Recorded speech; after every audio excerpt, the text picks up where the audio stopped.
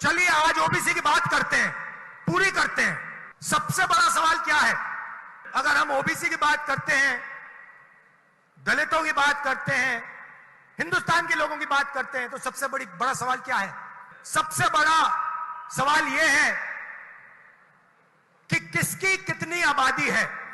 हम जानते हैं कि हिंदुस्तान की सरकार में सेक्रेटरीज अगर आप देखें तो दलित, आदिवासी और ओबीसी वर्ग से सिर्फ 7% आते हैं।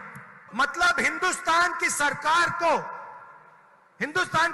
की रीढ़ की हड्डी जो है secretaries of government of India, उसमें से सिर्फ 7% दलित, आदिवासी और ओबीसी वर्ग से आते हैं। तो सबसे बड़ा सवाल है हिंदुस्तान में ओबीसी कितने हैं, आदिवासी कितने हैं, दलित कितने हैं। तो अगर हम धन बांटने की बात करें, अगर हम सत्ता बांटने की बात करें, तो पहला कदम यह होना चाहिए कि भैया किसकी कितनी आबादी है। यूपीए ने, कांग्रेस पार्टी ने 2011 में कास्ट बेस्ड सेंसस किया। पूरे देश की जातियों का डेटा उस सेंसस में है। मोदी जी, आप ओबीसी की बात करते हैं, उस डेटा को आप पब्लिक कर दीजिए, पता लग जाए देश में कितने ओबीसी हैं, कितने दलित हैं, कितने आदिवासी हैं।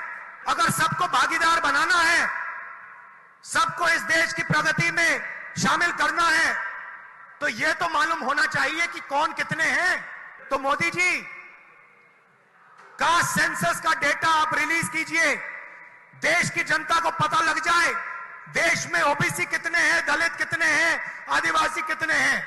और अगर आप ये काम नहीं करेंगे तो ये ओबीसी पर अपमान है। आपने ओबीसी की बात की, देश को दिखा दीजिए देश में कितने ओबीसी हैं, और फिर देश को समझाइए कि आपकी सरकार में सिर्फ 7% सेक्रेटरीज ओबीसी, दलित और आदिवासी में से क्यों आते हैं। दूसरी बात, जो एससी और एसटी का कोटा है उसको उनकी आबादी से प्रोपोर्शन कर दीजिए। और तीसरी बात, जो रिजर्वेशंस पे आपने 50% का कैप लगा रखा है उसको हटा दीजिए।